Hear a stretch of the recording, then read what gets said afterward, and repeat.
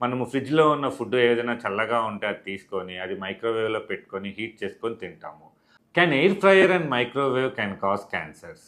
Microwaves అనేది కామన్‌గా ఓవెన్స్‌లో చూస్తా ఉంటాము.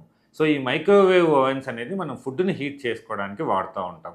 మనము ఫ్రిడ్జ్‌లో ఉన్న ఫుడ్ ఏదైనా చల్లగా ఉంటే అది తీసుకొని, అది మైక్రోవేవ్‌లో పెట్టుకొని హీట్ చేసుకొని తింటాము.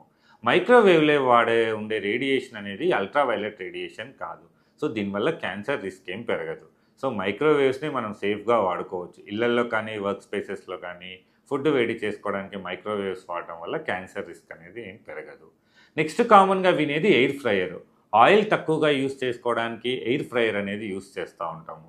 సో, కొన్ని టైప్ ఆఫ్ ఫుడ్డు, స్నాక్స్, కొన్ని టైప్ ఆఫ్ కర్రీస్ చేసుకోవడానికి మనం ఎయిర్ ఫ్రైయర్స్ యూజ్ చేస్తాము. అన్ని ఎయిర్ ఫ్రైయర్స్ అనేది మనకి క్యాన్సర్ రిస్క్‌ని పెంచవనమాట. బట్ కొన్ని ఎయిర్ ఫ్రైయర్స్‌లో లోపల ఎయిర్ ఫ్రైయింగ్ బాస్కెట్స్‌లో కొన్ని టైప్ ఆఫ్ కోటింగ్ మెటీరియల్స్ వల్ల అక్రిలడమైన్ అనే కెమికల్స్ అనేవి ప్రొడ్యూస్ అయ్యే రిస్క్ ఉంటాయి. అలాంటి రిస్క్ ఉన్నప్పుడు ఏంటంటే మనకి ఆ క్యాన్సర్స్ అనే రిస్క్ అనేది రావచ్చనమాట. సో, ఎయిర్ ఫ్రైయర్స్ కొనాలనుకునే వాళ్ళందరూ కొంచెం జాగ్రత్తగా వాటిలో కోటింగ్ మెటీరియల్స్ ఏమున్నాయనేది చూసి కొనుక్కోవాలి. Thank you.